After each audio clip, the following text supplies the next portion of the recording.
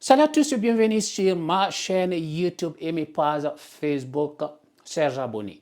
Aujourd'hui, nous allons aborder l'actualité brûlante en Afrique de l'Ouest, le coup d'État au Niger et les décisions surprenantes du président Alassane Dramane Ouattara d'annuler son séjour en France à cause de la situation du Niger.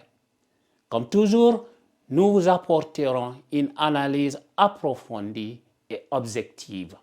Alors restez avec nous jusqu'à la fin et n'oubliez pas de cliquer sur le bouton s'abonner pour ne rien manquer de nos prochaines vidéos. Et surtout, cliquez sur le lien dans la section commentaires pour lire l'article complet.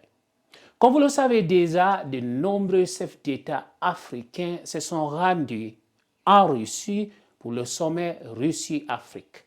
Mais le président Alassane Ouattara a décidé de faire un voyage en France au lieu de se joindre à ses homologues à Saint-Pétersbourg.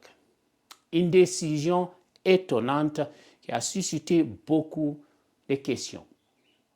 Récemment, une fuite audio sur les réseaux sociaux a révélé des propos controversés d'Alassane Ouattara et de l'ancien Premier ministre malien Boubou Cissé, qualifiant les politiciens maliens d'idiots et minimisant la puissance économique de la Russie.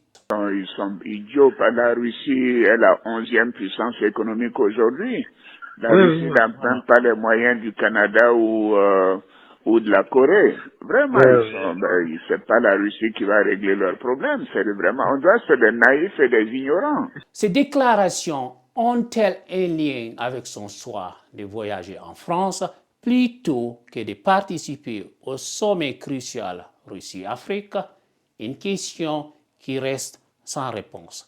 Revenons maintenant sur le coup d'État au Niger. Mercredi dernier, le pays a été secoué par un coup d'État.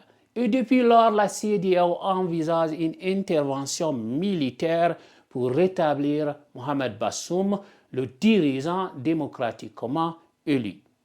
À ce propos, le président en exercice de la CEDEAO, Bola Ahmed Tinubu du Nigeria, a-t-il pris position? Cela semble être l'une des raisons pour lesquelles Alassane Ouattara, en séjour privé en France, a décidé de rentrer en Côte d'Ivoire avant de se rendre à Abuja, la capitale politique nigériane, pour un sommet extraordinaire de la CEDEAO sur la situation au Niger. Les enjeux de ce sommet extraordinaire de la CEDEAO à Abuja sont énormes. Quelles décisions seront prises pour rétablir l'ordre constitutionnel au Niger et soutenir Mohamed Bazoum? Nous suivrons de très près les développements pour vous tenir informés. Voilà pour notre analyse sur les événements actuels du Niger. Chers spectateurs, nous continuerons de suivre de près cette situation au Niger et les actions de la CEDEAO à Abuja. Merci d'avoir regardé cette vidéo. S'il vous plaît, n'oubliez pas de la partager avec vos amis dans les groupes Facebook et WhatsApp. À bientôt. Ciao.